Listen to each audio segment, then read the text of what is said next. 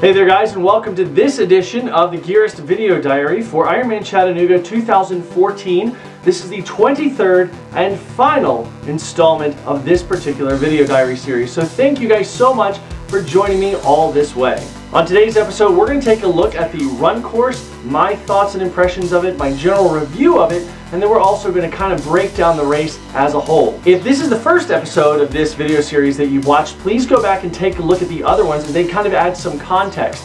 Episodes 21 and 22 took a look at the swim course and the bike course and my impressions thereof. But this guy is going to focus on the run course and the support in the general review of the race. So if you're ready for that, stay tuned and let's get into it. So on episode 22 of this series, we talked about me coming into transition number 2, and that's kind of where we left off. So we're going to pick up right there and kind of give you the impressions of the transition. The first thing is that, as I mentioned on the last episode, is that you come into transition really quickly. Some of the time when you are finishing a race like that, there's kind of this long run in and you can see the dismount line. With this, it seemed to kind of sneak up on me, and that may be because I was a little delirious because of the bike ride, but in general, it was right there. The bike catchers were amazing. If you've never done an Ironman, the way that a bike catcher setup works as opposed to a 70.3 in shorter distances is that when you come in, you hand your bike to someone and they take care of it. It goes away. You don't have to deal with it. You don't have to carry it to your transition spot on the rack. In fact, there are no real transition spots on the rack. Yes, your bike has a place on the rack, but all transitions take place inside of a change tent.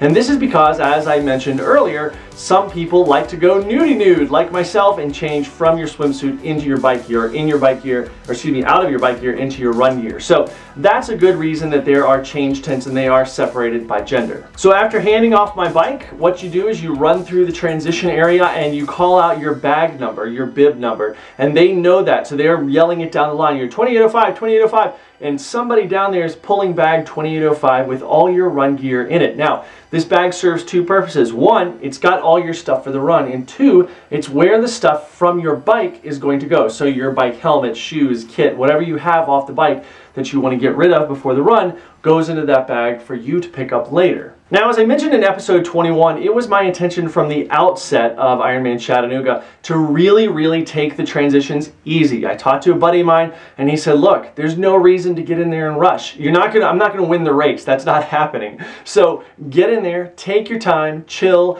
If you want to have some water, really cool off or whatever, take that time to do that. Now, you need to weigh your expectations as to what you plan on doing in that transition and whether it's worth it to rush to you.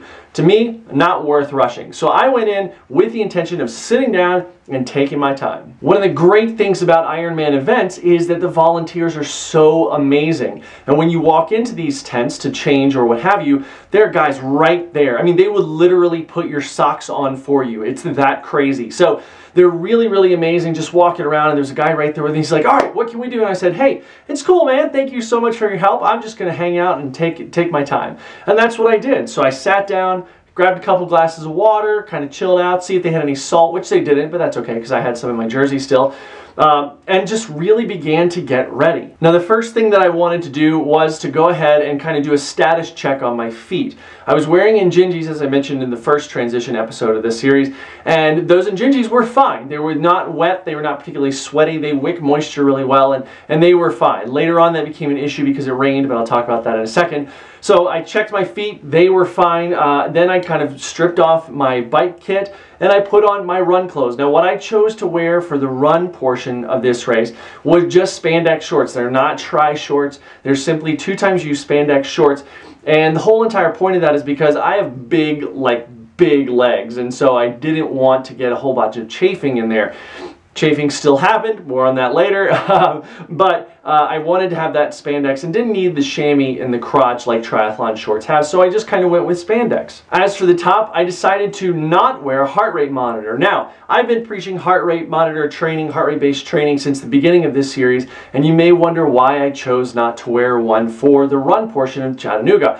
Well, the simple answer is that I wasn't going to be going hard enough for my heart rate to really be a factor. I know my body well enough that I just kind of get into whatever zone I feel like going in, which is probably going to be a zone 2, which is exactly what it was, and just kind of stay in there. So I didn't really feel a need for a heart rate monitor and adding something to this setup that could end up chafing me or becoming otherwise uncomfortable. I was wearing a triathlon specific top, which was a sleeveless kind of spandex top that had 2 pockets right on the love handles, which when you're carrying things is not the most flattering thing in the world, especially when you're all bloated from race day nutrition to begin with. In the jersey, I had 2 goos, salted caramel and a chocolate peanut butter, as well as a tube of goo brew tablets, again, just in case I needed to fall back to something other than race course nutrition that was going to be comfortable to my stomach, and I also had some salt tablets for the run. The final piece of the equation was a visor. I chose not to wear any sunglasses on the run because of a couple things. One, it was kind of overcast, so it didn't really bother me, and 2, because when I wear sunglasses I tend to do this a lot and I get kind of raw right here around the laugh line area, so I didn't really want that feeling, especially since my visor was going to be fine with keeping the sun, or what little sun there was, out of my eyes. After exiting the transition tent, I did what I did the first time, and I went to the bathroom and I had a pee, and then I came out, and as I was running out I decided to have fun, because again, one of my main goals in this race was to have a good time and to really interact with people, because that lifts your spirits. We've talked about this on this series before. When you're out running, wave to people, say hi. It's amazing what it will do for you. And in this instance, I came out and I was like, hey, who's on Instagram? Let's all take a picture. So people were taking pictures with me. It was really, really great to be able to do that. So that really helped put me in a good mindset going out onto the run. Now, the run course at Ironman Chattanooga is a 2-loop course. 18 of those miles take place on what we're going to call the south side of the Tennessee River, and then 8 miles roughly take place on the north side of the Tennessee River. Now, you do this course twice, and when you're on the south side of the river, on the kind of transition area side of the river, it's actually a really nice course and pretty quick for the most part. There are some false flats that I found could really take your legs out, but you start out on what is essentially like a greenway. You're running kind of beside the river, through some parks and things like that. You run past the area where the swim start was earlier in the day, and it's really, really pleasant. Now, in Ironman run courses, what they try to do is make the aid stations every 1 mile apart. What happened in this race was very interesting, and this was the only place that I really felt myself getting kind of udgy mentally, because I came up to the first one and it was actually really quick. It was after like 0.8 miles, I feel like, or something like that. So it was less than a mile to the first aid station. But then the second aid station was over a mile away from that. It was like 1.5 miles away from that. So my brain got into this place where I was going, why can't they just be consistent? Because as a lot of people do, when you are in a situation like that, you want consistency, because it gives your head something to focus on and something to latch onto. And since my plan was to walk the aid stations, I was really being very particular about jogging to the aid station, walking through it, and taking my time jogging to the next. And this kind of threw that plan off a little bit, which was a tiny bit frustrating, but not a huge deal. At the aid stations, there was typical Ironman race time fare. There was, let's see, oranges, bananas, grapes, pretzels, chips, goo. There was Ironman Perform. There was Coke. There was Coca-Cola, not cocaine. Calm down, people. There was water. There was ice in cups. There was ice water. There was regular water. There were sponges that were cold. And so my general plan was this. And I've taken this plan before in races, and it really turns out to have worked well for me. Since I'm somebody who runs hot, and I'm a bigger guy as opposed to the really tiny little athletes, keeping cool is something that I like to focus on for myself. It gives me somewhere to kind of focus, but it also makes sure that my body stays processing heat well enough. So what I like to do is take a cup of ice, and they're generally, you know, cups like this, little 6 or 8 ounce cups, dump one down the jersey, one down, so it's going to hover right around where my heart is, kind of right in the middle of my chest there. And then some of it will obviously leak down to the kind of the bottom toward your navel and a little bit below that. And then the second cup goes straight down the shorts into your crotch. Why is that? Because it sounds horribly uncomfortable, but here are the reasons that I did that. Number one, into the shirt is because I want to keep that upper body nice and cool. The ice serves to do 2 purposes. The ice itself will cool you off because it's frozen water, and frozen water is cold. So that's number one. The second thing is that it keeps you damp on top, and so you process that water a lot better, process heat, because there's something constantly there to evaporate. So I wanted to make sure that I kept that process in motion. The other thing, and kind of the weirder thing that it accomplishes, is that ice that kind of tends to slide down and hover right around the bottom of your shirt. If you need a piece of ice in your mouth, all you do is reach down there and grab one, and you can chew on some ice. Is it a little gross? Sure, maybe, but it's just sweat, and it's my sweat, so who cares? So eat some ice, keep yourself cool. I didn't reach into my crotch and grab any ice, but the reason I put ice in my shorts, which is much more uncomfortable at times than putting it down your shirt, is because your femoral artery is right there. And that's one of the big places that you're going to be able to regulate your heat. You're going to be able to cool that blood down as it returns to the rest of your body, and you can begin to dissipate some of that heat. So that was my plan, and that worked out really well. Is it uncomfortable? Sure, the potential for it to be uncomfortable is there. But after a while, you get into this pattern where certain things are in one way and the ice goes another way, so you make sure that you're taking care of business and keeping yourself comfortable. So as I mentioned, the run course that's on that Greenway Park area is really nice, and I actually liked it quite a lot. And for the first roughly 11 miles, I was doing really well and having a pretty good run. And then I kind of hit a wall, which I'll talk about in a second. But before I get to that, once you're done running kind of the Greenway part and you get out onto this stretch of what looks to be a major road or like a secondary highway or something like that, you're kind of on a false flatty section. Now, this has sections that's pretty much flat the whole way, but then there are sections of it that pitch up ever so slightly, and they kind of get to you a little bit. So that got to me on the first time through quite a bit, and I was a little bit frustrated with that, but stayed really kind of in my head, and it was not a big deal. Then I went down, you kind of go downward, and you come up, and you cross over this bridge that's east of the transition area, cross over this bridge, and begin to go onto the north side of the river. Now, when you enter the north side of the river, the first thing that you are met with as you come over the bridge, which, number one, going up hills might tax your heart, it might bump your heart rate a little bit, and might cause you to cramp a little bit, but going down hills beats you up to death. It will beat the shit out of you. So the first thing that you're met with after coming down off this bridge, which is a little bit of a beating, is you hit this hill that just, it's not Colorado, but it goes up, and then you go down, and so it basically does this the entire time that you're on the other side of the river. And that was the hardest part of the race for me. Yes, there were 18 additional miles on the other side of the river. Wait, 18? Yeah, 18 additional miles on the south side of the river, but the 8 miles that were on the north side of the river, and again, I'm rough estimating these distances, that was the hardest part of this run that there was. It was so difficult because you just get beat up on those downhills. So, we'll talk about how I would train for that, because I would train a little bit differently for that, knowing what I know now, but we'll get to that in a minute. As you do that, you kind of go up and you weave around by this country club. It's really pretty. You're running through these big, beautiful houses along the river there. Then you kind of go down and up onto another bridge, and again, you're still going up and down. And these are not small, tiny hills. They're, again, not like Colorado, but they're pretty substantial hills, especially when you've got 116 miles of biking on your legs. And so you're kind of trying to weigh all these things and keep yourself comfortable. So you come up and you cross over this footbridge, which is a wooden footbridge. It's a big bridge. I mean, it's just blocked off now for only pedestrian traffic. And so you go to the other side, you come down, and as is the case with a lot of two-loop races, you come to where you can hear the finish line and you're like, oh, finish line, you're right there. And there's a sign that says, finish line this way, second lap this way. And you're like, oh my God, I still have to run another 13 miles. Fine.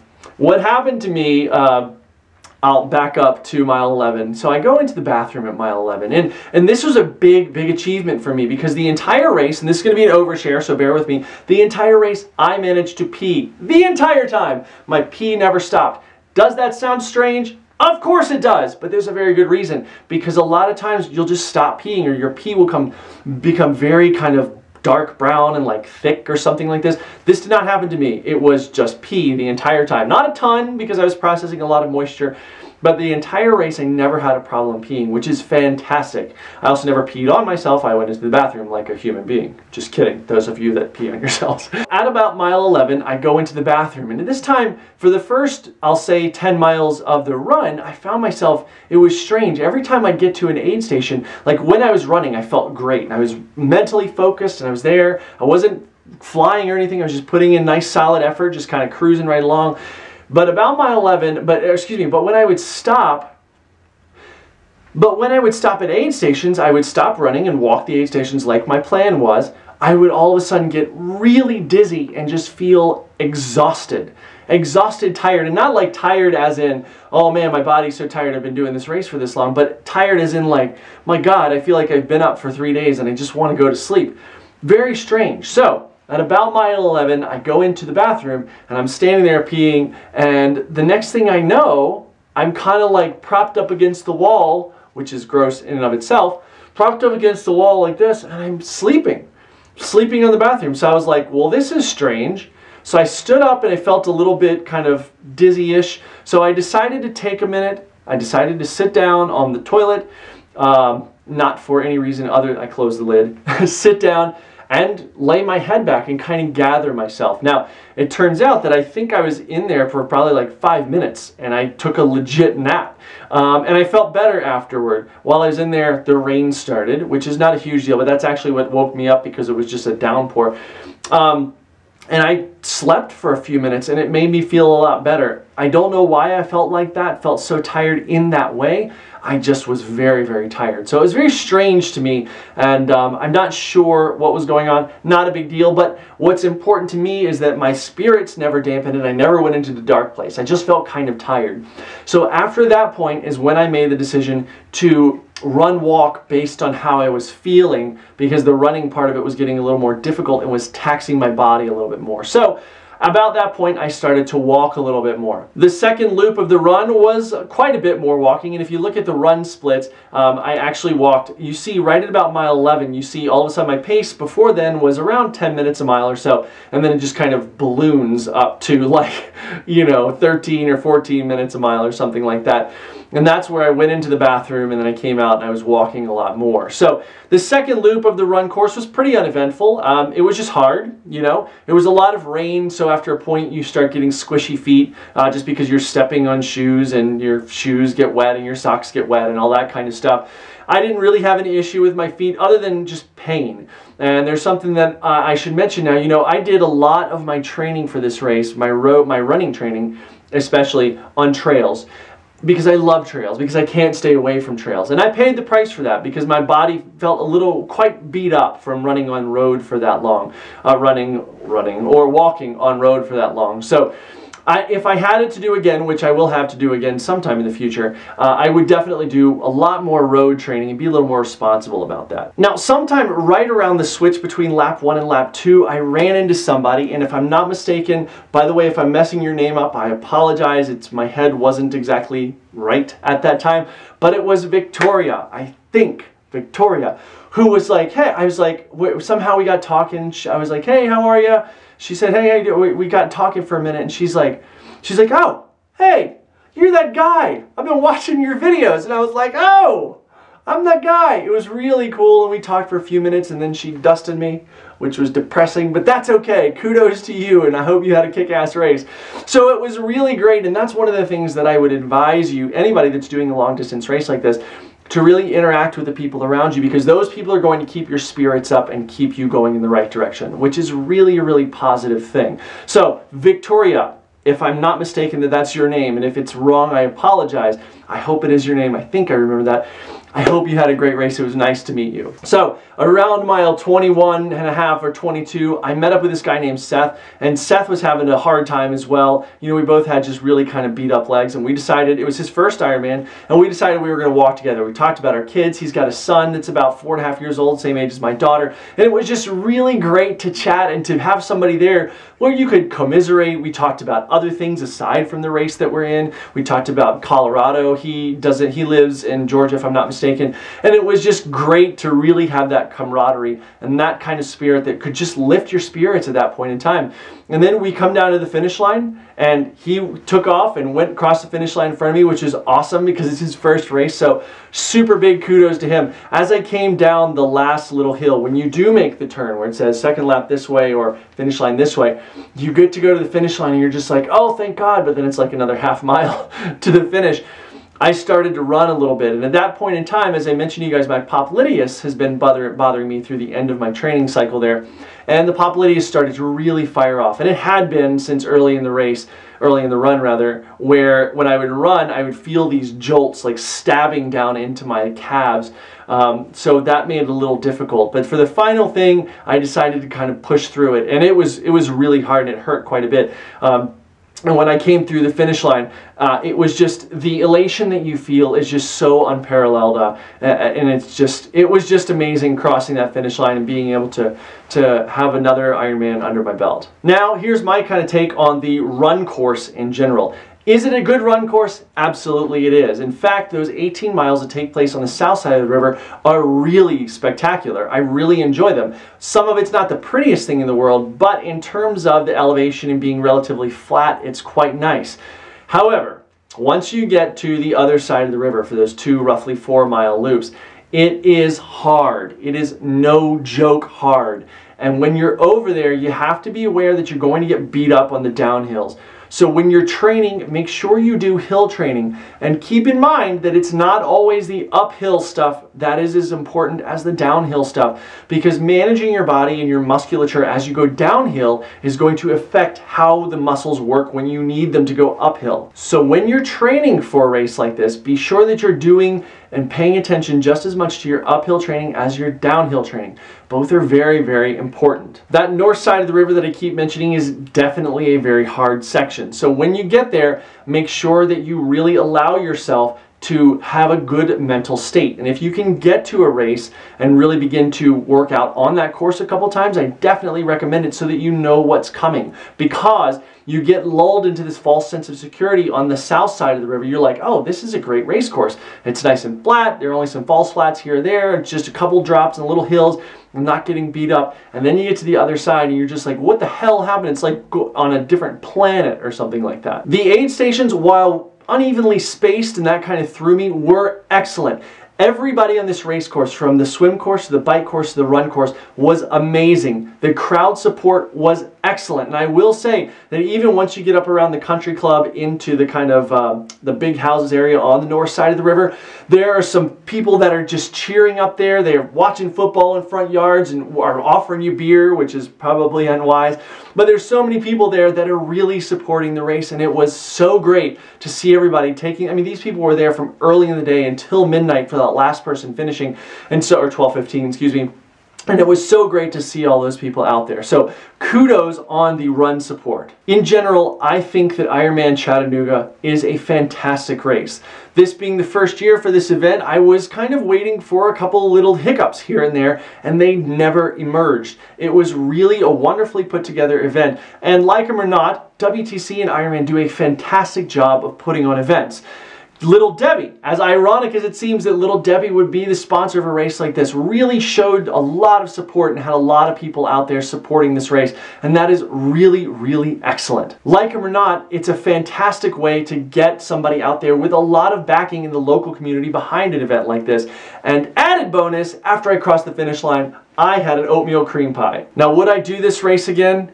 I absolutely would do this race again. It was a fun race. I had a good time with the crowd support. And not only that, the course is a really good one. I felt like I rode the bike course really well and could probably ride it even stronger knowing what's coming. As for the run course, I think it's a great run course. That other side of the river, the north side of the river, does beat you up and is something that I think if you're prepared for it mentally and knowing exactly what's coming, that in and of itself would be a step up. But moreover, I would do a little more hill training myself to be ready to address those things when I got to that side. In the aftermath of the race, I felt pretty good. I feel almost 100% recovered right now, and I did a run this past week about 5 days ago or so, and it was a trail run, which I was worried about that popliteus, and it did flare up a little bit, but not a big deal. Since then, I've mainly just been lifting and stretching and doing some strength stuff, and I do plan on going for a run later today. So my body feels good, and I really felt like this race was just such a great thing for me because